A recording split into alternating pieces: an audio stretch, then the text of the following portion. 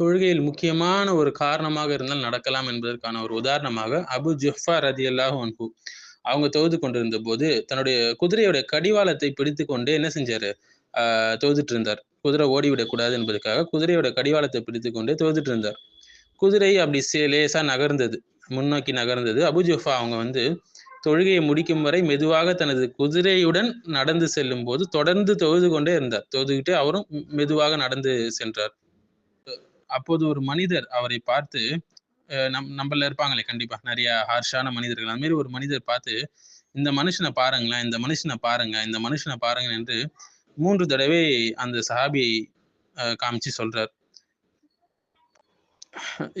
Abu Jaffa அவர்கள் ஒரு சிறந்த நபித்தோழர் என்பது நமக்கு அறிந்தது.